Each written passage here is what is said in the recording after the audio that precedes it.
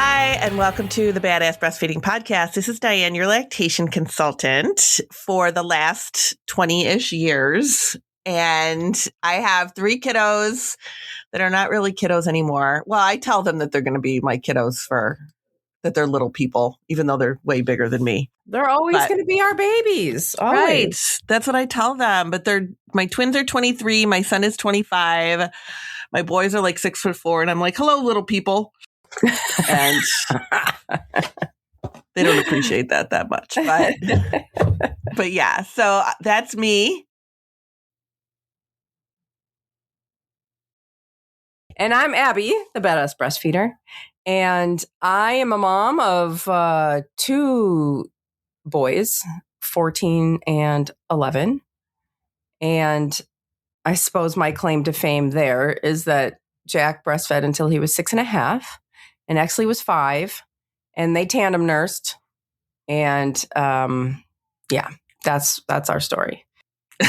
And today's episode is brought to you by Original Sprout, a company that started as one mother's solution to her daughter's sensitive skin, is now a trusted line of vegan and cruelty-free favorites, soft enough for babies and effective enough for the whole family. And today's episode is also brought to you by Simple Wishes. The Simple Wishes Seamless Collection was designed to grow, recover, and adapt with you through every stage of motherhood. And today's sponsors and their promo codes can be found in the show notes under this episode, wherever you're listening from. And they can also be found on our sponsor page at badassbreastfeedingpodcast.com. And while you're over there looking at our sponsors, seeing if you can give them any of your business because they make this podcast possible, scroll down and enter your email address and we'll send episodes straight to your inbox every week. And we are on Patreon. Patreon has gotten a facelift from just the beginning of this year. And we've brought back our Revolution Parenting podcast. And we have published the first 2 episodes in there. This podcast was created to bring kinder and more compassionate adults into the world. And we believe that this starts at home with how we parent our children. We talk about child development, discipline, boundaries, attachment parenting, and so much more. There is no other place to access this podcast. It is only available on Patreon. We have 2 tiers, and each of the tiers has multiple benefits, including a goodie bag with thank you for nursing in public cards, as well as podcast stickers sent to your home every month. So head to the top link in the show notes under this episode, wherever you are listening from, and see if one of those tiers looks good to you and join us there. We are still hosting our ongoing giveaway for people who leave reviews around the internet, like on Spotify or iTunes, wherever you're listening from. Leave a review, take a screenshot, and send it along with your address to badassbreastfeedingpodcast@gmail.com. You can also share it on your social media. People have done this. They've started sending in, just screenshots of them sharing it with their friends on their socials. And we're just trying to get the word of the podcast out. We'd like your help with that. And in return, we will send you a goodie bag. That goodie bag I mentioned before with the thank you for nursing in public cards and the podcast stickers to your house. People are doing it, so you can do it too. Are. And I'm also still looking for breastfeeding photos. Also, people are sending in a couple of those every once in a while, and that's really wonderful. I love sharing those on social media. If you have a breastfeeding photo that you would be okay with me sharing, please send it to badassbreastfeedingpodcast@gmail.com. You can share a little bit about yourself or not, either way. But I would just love to share those around. And I do have a comment here on Patreon. One of the sort of benefits of in Patreon that we do is we will post upcoming episodes and ask for input from our patrons to kind of just enhance our episodes. And there is one from our working parent episode from last week that was commented after we recorded the episode. So I just wanted to read it, though, because I just feel like, I don't know, I'm not a working parent, but I feel like I would need all of the support and camaraderie that I could get with that. Oh, for sure. So Yeah. I just feel like I want to read this just because it's available to us. She writes, I used a Spectra at work, a Pumpables or a Baby Buddha on the go, and at home with the Baby Buddha and the Pumpables. I would get up and feed the baby, then finish packing my pumping bag and family lunches. I would pump right before leaving for the day. Then pump in a friend's office at the job or in a lactation room on the floor at another job. One time, the CFO walked in on me and blushed so hard. I didn't care. And my friend was like, the door was closed for a reason, and was laughing at him.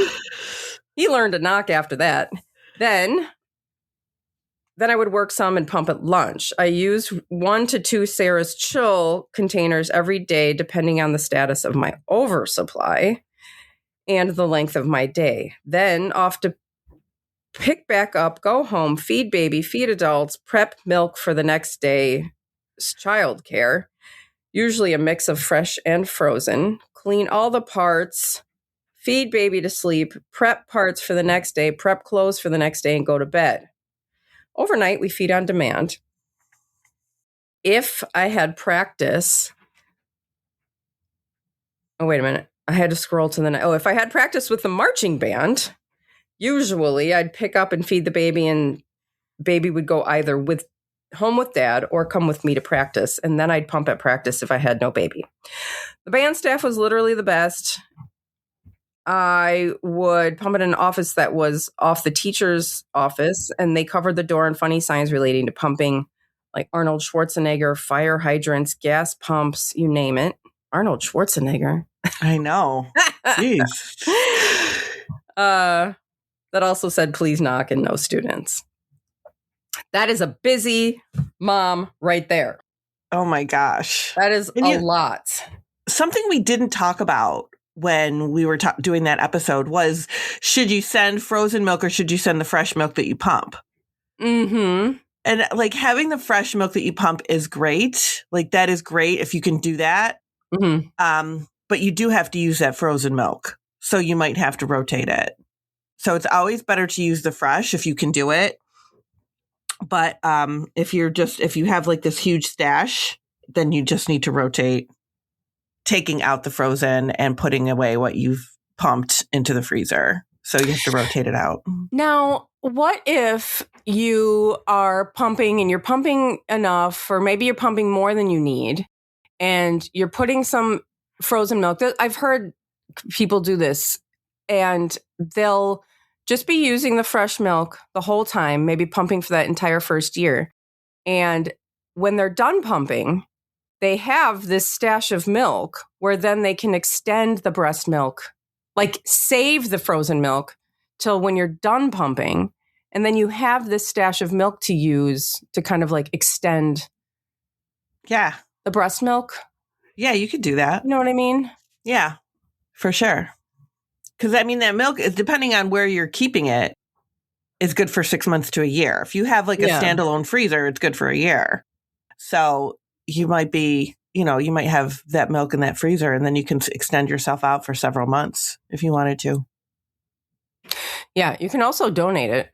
You can donate it. And if you donate it with the Conceivabilities, that milk donation challenge, you get $250. That's amazing. I can put a link in there in the show notes if you want to do that. Yeah, definitely. Put that link in so that people have it. All right. Well, now Dianne has our review of the week now that it's 10 minutes into this episode. We're just 2 weeks away from a year of breastfeeding, exclusively nursed for 365 days. I knew when I got pregnant, this was what I was called to do. I couldn't wait to latch my little girl on, and every time I did or do, it's a whole new adventure. will be exciting nursing where I'm wrestling her to stay on, or is it a sleepy nurse where I get to gaze into her eyes and watch my soul pour into hers? I'm so grateful for this body of mine. What I have put it through is more than most do in a lifetime, but it still shows up for me and my kids every day. My bones are still delighted to be able to chase, lift, tickle, and play. My skin soaks up every touch, every kiss, and every tear. My muscles ache from carrying the load of my family, but I've never felt more alive and inspired than I do right now. I'm in no rush to wean her off, just amazed that we're here 12 months later. It seems like I just met you yesterday and now I can't survive without you.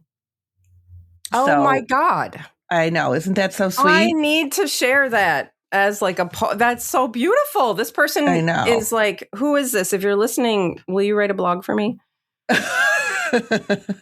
I just like don't have that level of emotion anymore. I know. It's so sweet. So sweet. Please. I want to take a screenshot of it and share this like podcast review. I love that. I know. It's so sweet. Was that on iTunes? No, that was one that you sent to me. So oh it my looks God, like it what? was put. Yeah. In an email? No, you sent it to me when you sent me all those screenshots of a bunch of reviews. What? Yeah. I'll send it back to you. I'm so pathetic. Like, I didn't read it very carefully the first time I sent it. Oh, it's amazing. Yeah. So nice. Thank you for sharing that with us. We love it. So today we're talking about late preterm babies. Yes. Because late preterms are difficult. So we're going to talk a little bit about them. I wonder if we have a comment about this on Patreon. Do we? Oh, no, we don't. Never mind. We don't? No. It's very specific. I mean, I was kind of wondering, you have to have a late preterm baby in order to comment. And so that's not something that everybody runs into. Right. No, you don't. I mean, they're pretty common because late preterm is anywhere from 34 to 36 weeks, 36.6 and 36 weeks and 6 days. So it's pretty specific, but they're not uncommon, and they are kind of misunderstood, I guess is the best way to put it, because they're very tricky because they're often the same size as term babies, maybe a little smaller, but usually, same size as term babies.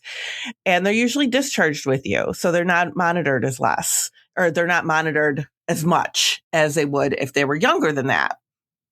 So they're kind of treated, depending on how they're doing, of course, they're kind of treated like, full-term babies, especially if they're full-term size, they're not having blood sugar issues, like, they're not having temperature issues, things like that. Then they're just kind of like sent home with you. But they don't necessarily feed well. So, and the reasons behind that is things are immature on them. And this is true even for like a 37 weeker. And if we talk about like 37 weekers, those babies are a little bit more common, and those babies can be difficult for the same reason. They're also the same size as term babies. They're discharged with you. They're not considered early necessarily, but they don't feed well. And the reason why they don't feed well is that there's a lot of immaturity there still that will actually be better at 40 weeks. Like, you wouldn't think a couple of weeks would make that much of a difference when they're feeding, but it really does. It makes a huge difference. So their suck, swallow, and breathe coordination is still developing when they're that age, and it's more developed at 40 weeks. So when you get a baby that's 35, 36, 37, like their suck, swallow, breathe coordination might not be very good. So you're going to get that immature suck burst happening. So there might not be like suck, suck, swallow, suck, suck, swallow. Then they're breathing, like they're coordinating their breathing along with those sucks and swallows. You're not going to get that as much. So they're going to be a little bit more immature. They're going to be pausing more. They're going to be, transferring slower. They have lower muscle tone and lower stamina. So they're just going to tire easily. They're going to tire a little bit easier than they would if they were 40 weeks. They're going to be sleepier. So you might find that you're trying harder to keep them awake, that they're not getting a full feeding in because they're not staying awake very well. And we have higher risk for things like jaundice, hypoglycemia, which is low blood sugar. So the risk of them being separated from you is higher as well. So it's usually the problem is milk transfer because they are sleepier. They do have less stamina. Their suck, swallow, breathe coordination isn't there. So they're not transferring milk as efficiently as they could be if they were even 38 or 40 weeks. So, and like I said, they might be separated from you if there's a jaundice issue, if there's, blood sugar issue, something like that. Mm-hmm. They also might be supplemented more. So that's something to think about as well. So they're going to obviously get more weight loss, or the potential for more weight loss is there. Like I said, they might end up being supplemented a little bit more. Another thing that can happen with them is we have to look at the reason why they are early. Are they early because there was something going on with the mother? Like, was there preeclampsia? Was there gestational diabetes? Was, like something like that happening that can also impact milk supply?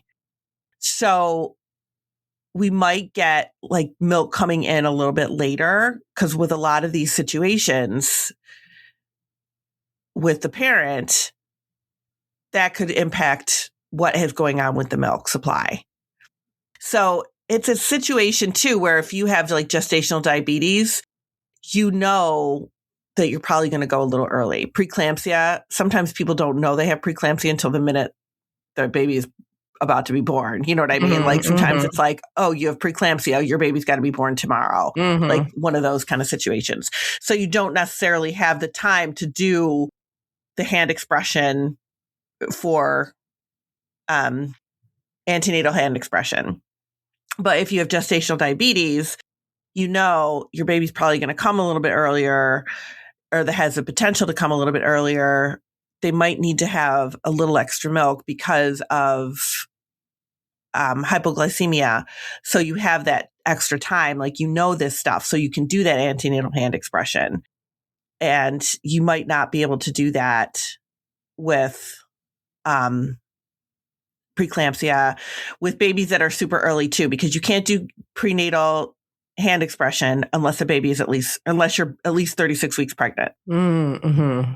So you can have that opportunity if you make it to 36 weeks, then you can do that antenatal hand expression. And all that is you're hand expressing some colostrum, you're keeping it, you're bringing it to the hospital with you. We do have episodes on this. And that's a really beneficial thing if your baby needs to be supplemented and you want them to be supplemented with your milk. So that's like really very, very helpful. So you have the potential of delayed lactogenesis too, which means your milk might be coming in a little bit slower. If you have things like gestational diabetes, preeclampsia, cesarean birth, first time cesarean, especially, sometimes those babies are, that milk is a little bit more delayed. It might be like slower to come in just because your body's gone through so much trauma, like there's just a lot there. More blood loss with a cesarean birth.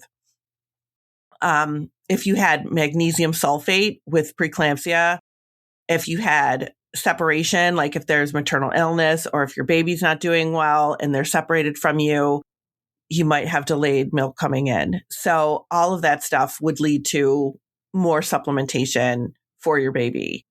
So they might have you pumping in the hospital with a preterm baby. Even with a late preterm baby, it's very, very common that they'll have you pumping in the hospital because they want to get things jump started and going for you. Especially if your baby is like sleepy and not really feeding efficiently, they're going to definitely have you pumping. We should probably take a break, and then I'm going to talk about some things that you can do to help. All right, we'll be right back. Today's episode is brought to you by Original Sprout, a brand that began with a mother's love for her child.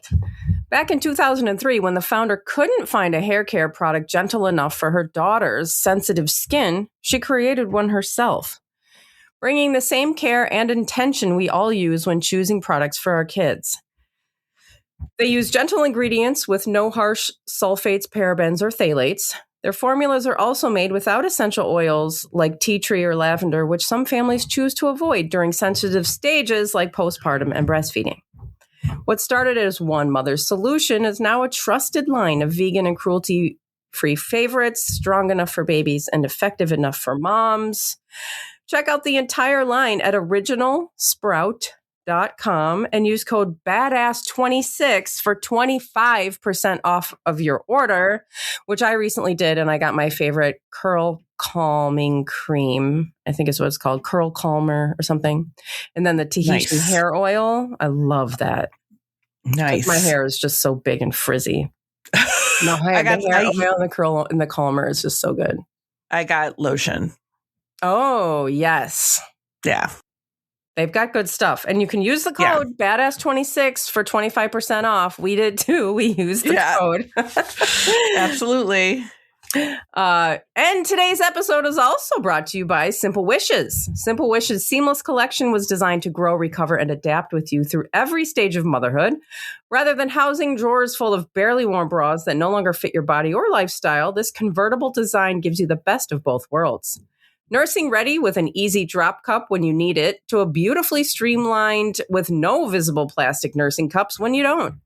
The magic is in the interchangeable straps. Whether your breastfeeding journey lasts 2 hours, 2 days, 2 years, or more, this one-of-a-kind bra supports your choices 100%. Its one-of-a-kind patented design is Oikotex certified. It's wire-free with 4-way stretch fabric and light padding for a smooth look. Choose from fixed or removable padding options. One reviewer wrote, I actually wanted to read a different one. And of course, now I don't have it pulled up, but I do now. She said, this is my favorite nursing bra I've been able to find, and I've bought quite a few ones. It has great coverage. Can't see the pads at all. It's very nice. I'm so happy with it. And the sizing was correct too.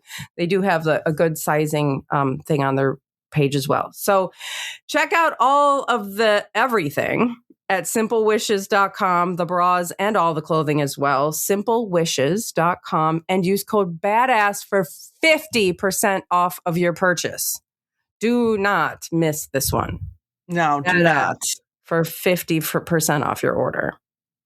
And today's sponsors and the promo codes can be found in the show notes under this episode, wherever you're listening from. They can also be found at badassbreastfeedingpodcast.com, along with all of our other episodes, our favorite resources page, and information about scheduling your very own one-on-one online lactation consultation with Dianne.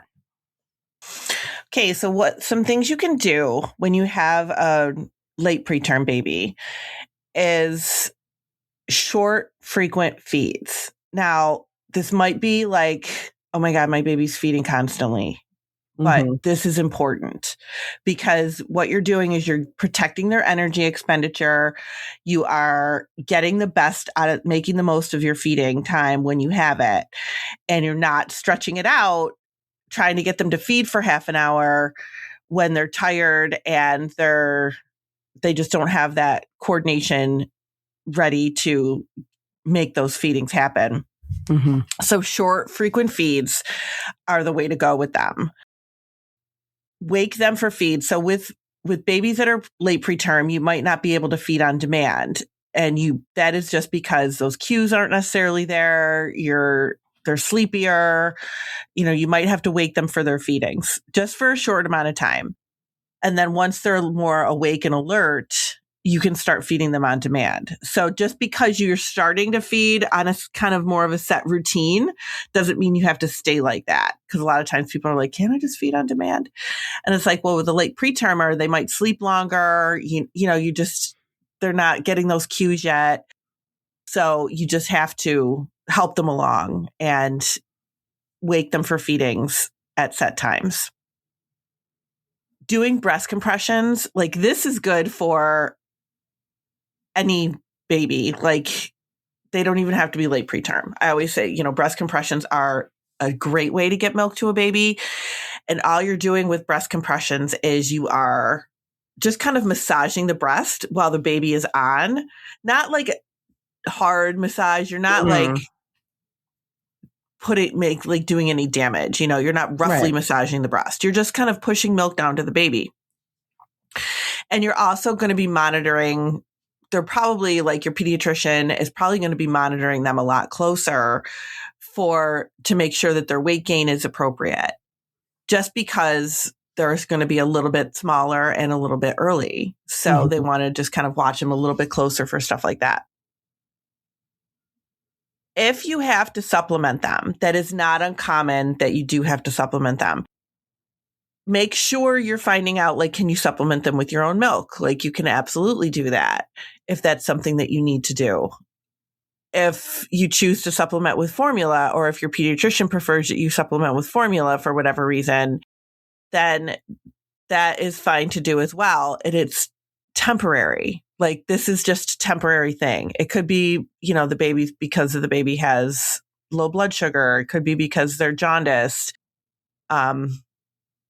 Maybe they had a little bit more weight loss because they're not feeding efficiently. Like, there's several reasons why you might have to supplement them. But this doesn't mean, if you have to supplement them in the beginning, that doesn't mean you have to continue to supplement them. Once they get to be full term age, things turn around. It's almost like, I always tell parents, it's like flipping a switch. Like, they all of a sudden get it and they're doing better. And once they hit that full term age. So it might be just a couple of weeks of struggling a little bit with that preterm baby before things really get kicked in. So kind of think about it as a tool. Like, if you're having to pump and supplement, or however you're doing it, like, just think about it as a tool to help your baby right now until they get strong enough to where they don't need that help anymore. Pumping, again, is a tool. So it's something that you might have to do more of if you have an earlier baby. And that is just because if they're not transferring milk efficiently and they are not feeding efficiently, they're not going to get your milk supply set up like we need it to be. So we need to give it that extra boost of pumping to make sure that your milk supply is being set up the way we need it to be. If you're just kind of going by your preterm baby and you figure, oh, the feeding's enough, like, it might not be. We might need to really pump in the beginning to make sure that the baby is, to make sure that your supply is being set up the way we need it to. Because if it's not, you're risking lower milk supply. And we want to be sure that, everything is being set up the way we need it to be. Yeah. So you're protecting your milk supply while your baby gets a little bit bigger and a little bit more mature, and you're reducing the risk of low supply later on. And again, this is a temporary thing. Once your baby is full term, they're feeding efficiently, they're gaining weight well, we don't have to worry about it anymore. So this is just a temporary thing that you might be doing. So if you are doing that triple feeding, and we do have episodes on triple feeding. I wonder if we should talk about it again at some point. Yeah. But triple feeding is when you are feeding, pumping, supplementing. Like, this is common with babies that are early. It is. It's crazy. But it's not something that you should be doing for long periods of time either. I saw a mom the other day who was like, she was told, like, oh yeah, triple feed for, she's like, they didn't give me an end date. They just told me to triple feed. Well, yeah, which will go great with our episode in a couple of days coming out. Oh yeah. Because that's the same with, like, when you leave the hospital and they're like, oh, here, we're supplementing, and it's just like, oh, here you go. Bye. Yeah. Have fun. It'll work. Don't worry. It's like, okay, what? Yeah. Just kind of leave you to be like, what the hell am I doing? So the triple feeding is not something that you should be doing forever. It's not something that should happen for long periods of time, but you might need to do it until your baby is full term age and things kind of kick in. Mm-hmm. Things that you might need to use. Well, I mentioned that pumping is obviously a tool. Things like nipple shields can really help preterm babies if they're not latching efficiently, if they're not transferring milk efficiently or they're not latching well. That nipple shield might really help them, especially if they've got, like, if their breathing coordination isn't very good, that can help them to kind of stay latched. It can help teach them. So sometimes people kind of be discharged with an early baby. Like I said, a lot of times they're not kept in the hospital with you. They go home with you and you're using a nipple shield. And sometimes they'll contact me and be like, okay, how do I not use a nipple shield? And it's like, well, the baby might need it until they're like full term age. That's not uncommon, that they will need it for a couple of weeks until they're that full term age. And then we can kind of start getting rid of it. Mm-hmm. It's not something you should be using forever. So again, you probably will need to do some pumping. So you're using multiple tools with a preterm baby. And that can feel frustrating because you just want to be like, I just want to feed my baby. I just want to feed my baby. And you'll definitely be able to once we get to a full term age. They will probably need to do more weight checks just to be sure that the baby is actually transferring milk and doing well. So sometimes babies will go home. Sometimes they're having trouble in the hospital. Sometimes you're not. Sometimes you go home before feeding issues actually kind of rear their ugly head. Sometimes, like Abby just said, they send you home with all these things that you're doing and you're like, what am I doing here? So that can feel a little bit overwhelming. A lot of times, especially because you're not staying in the hospital that long anymore. Right. So you might be in the hospital for 36 hours, and how much of a look at breastfeeding are you really getting? So It might be that you're not really getting that much help in the hospital. Your baby, especially if you leave the hospital early like that and your milk's not in yet, your baby is still going to be losing weight when you go and see your pediatrician. Your baby continues to lose weight until the milk comes in. So if you see your pediatrician when your baby is 2 days old, they're still going to be losing weight. That is not uncommon. That is very common. And like I said, sometimes babies have an issue or parents have an issue early on during pregnancy that will cause the milk to be a little bit slower to come in.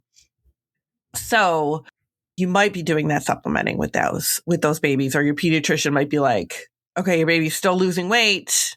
Your milk's not in yet. This is a little baby. We need to get more into them. Mm-hmm. So you might have to really work with that pumping to get that milk coming in. Talk to an IBCLC for sure. I feel like this is a lactation consultant situation. Yes, absolutely. You definitely want to be sure that you're talking to an IBCLC, because you want to be sure that your milk supply is where we need it to be. You're doing everything you can to protect your milk supply, and you're doing everything you can to get that milk into your baby. So definitely see a lactation consultant for situations like this, especially if you feel like you're doing so much stuff and you don't know if it's working. You don't know if it's helping. You're just not sure. This can be a little bit overwhelming because a lot of times parents aren't told babies this age just don't feed well. You figure that they're full term size. They're almost full term. Like I said, 37 weekers. Everybody's like, oh yeah, they're full term, but they just don't feed as well. Mm-hmm. So this is something that you definitely want to see an IBCLC for, because you just are not sure what is happening with your baby and whether or not it's going to get better. But it will. It definitely will. They go on to breastfeed very successfully. Everything kind of matures as they mature. So you might just kind of keep in mind that you might need to be doing these things until your baby's at full term age.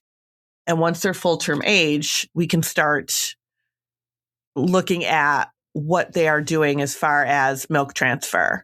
And once they are transferring well and they're gaining well on their own, then we don't need to worry about extra pumping. We don't need to worry about all of that stuff anymore. So they will get there. It just takes them a little bit more time than it would take a full term baby. That's all. But they will. They can do it. You can set up a session with Dianne. Yeah. On Badass Breastfeeding, or you can just send us an email at badassbreastfeedingpodcast@gmail.com and have a consultation with Dianne. Yeah, because this is stuff that we can do virtually too. Yeah. And, the problems that you're having early on, the sooner that you're dealing with them, the easier they are to come back from. Yeah, absolutely. Especially things like milk supply. Protecting that milk supply is going to be really important. So, and some people are like, why do I have to pump? And I get it. It sucks. But with preterm babies, sometimes it's a necessity. So, a necessity. So you have to do it. But all right. That's it. Well, yeah. Thanks for listening. Thank you. Bye. Bye.